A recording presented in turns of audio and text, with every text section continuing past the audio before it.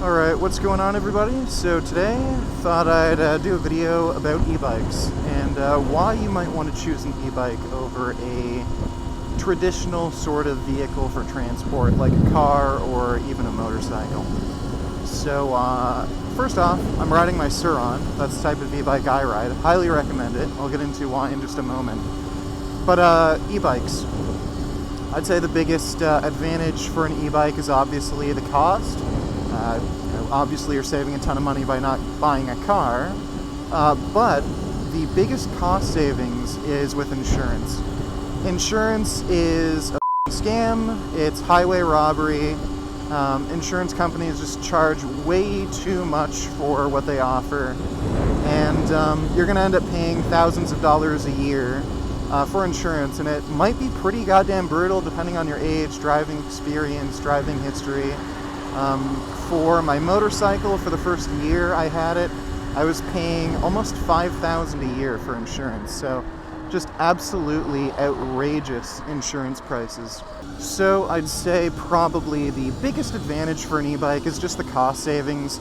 The insurance alone will save you thousands of dollars each year. That's not including, gas and other maintenance costs. Cars take up gas, they break down, they need the oil changed. Electric bikes, you just plug them into a wall, charge them, there's pretty much nothing that can go wrong. The only maintenance you might need to do is maybe pump up the tires, maybe oil the chain if your e-bike has a chain, but other than that, pretty much no other expenses. There's basically a one-time cost. You pay like pocket change for electricity each year, but other than that, save a ton of money. And I know vehicles, they're sort of seen as a status symbol, oh shoot, if you have a car, you're making money, you can pick up girls, whatever. But some people don't really care about the whole, looking cool kind of thing. They'd rather just have a practical vehicle that they can get around on. And, if you live in a city, especially if you don't have to travel far, e-bike is really the way to go. Which actually brings me to my next point, traffic. You don't have to deal with traffic really on an e-bike. You can just go into the bike lane and just whiz by any kind of gridlock. You can even go on the sidewalk because nobody really gives a shit. And it's a nice, fun, relaxing ride.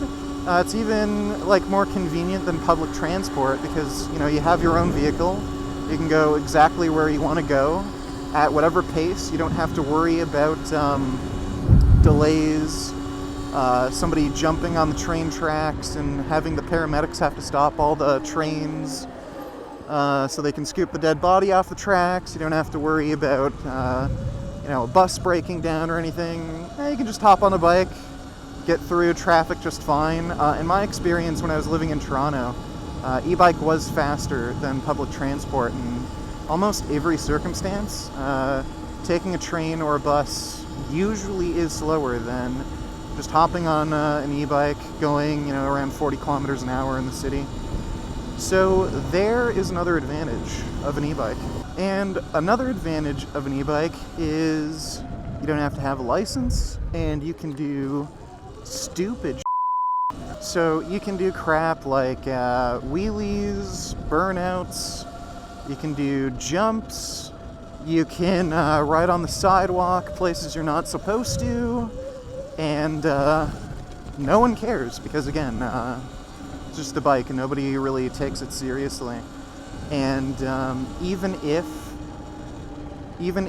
a cop has a problem with you and thinks you're being stupid, well, you don't have license or insurance. You don't need a license or insurance for an e-bike, so you can just tell them, all right, just give me a ticket for a bylaw infraction, bitch. So they can't do anything. They can't take away a license. They can't, contact your insurance company, raise your premiums.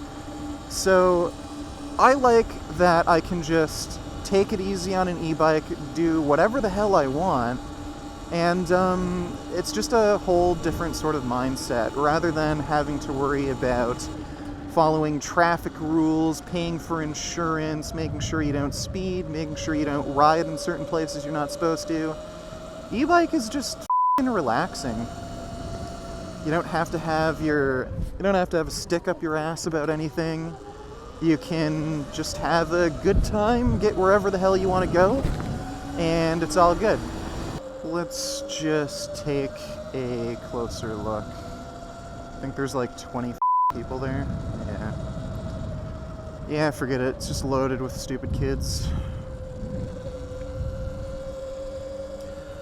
But anyway, those are the main reasons I'd say you should get an e-bike. It's cheaper, way cheaper. If you want to save money, like, look at it this way. If you have to pay like $2,000, which I think is a fairly normal cost for car insurance for a new driver, and you're just getting into vehicles for transport, you could put that $2,000 towards something a lot more valuable to you. You could put that $2,000 towards maybe your education. Put that $2,000 towards saving up for a better house or something. So the amount of cost savings just from insurance alone is crazy. And then, add fuel costs, add traffic tickets, add maintenance costs all on top of that, and then, you're wasting a lot of money on something that you might not necessarily need. I know a lot of people say, like, oh, what if it rains? What if it's snowing? Guess what? You can ride these bikes in the snow, you can ride these in the rain. I think it's kind of, I don't know what to call it, just a very white, first world sort of rich person sort of idea that, oh, you can't ride a bike when it's raining or when it's snowing. Plenty of people do it. I see people do it all the time. I do it personally.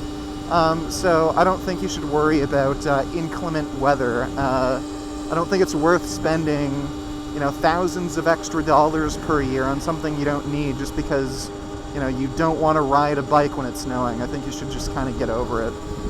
Secondly, they're just a hell of a lot of fun. You can be carefree, not worry about traffic violations, not worry about licensing. You don't have to really worry about getting tickets. So it's just a different sort of experience when you're riding. I love riding motorcycles and everything, but there is sort of a different mindset. There's like a different kind of sense of urgency when you're riding a bike or when you're riding a car. You're just more stressed out and uptight. E-bike, you don't really get that. You can just relax, enjoy the ride. You're never caught in traffic. It's just, I think there is value. I think there's value in just enjoying yourself for more hours throughout the day. Like, if you have to spend a certain amount of time traveling, I think you should try and enjoy that time traveling rather than, having several more minutes or hours throughout the day where you're stressed out. And now, since I've got some of you interested in e-bikes, what e-bikes would I recommend? So, my highest recommendation for an e-bike is this bike. The Sur-Ron. There's a few different models now. There's the base Sur-Ron, which is a bit cheaper. There's the Sur-Ron X, which has a more powerful controller in it. Goes a little faster, accelerates a bit faster. So I'd check out the Sur-Ron, find whatever dealers closest to you. Lunicycles is the North American distributor, and if you're able to afford it and it's a practical bike for you, then I'd say go for this. By far best value, best performing e-bike for the money.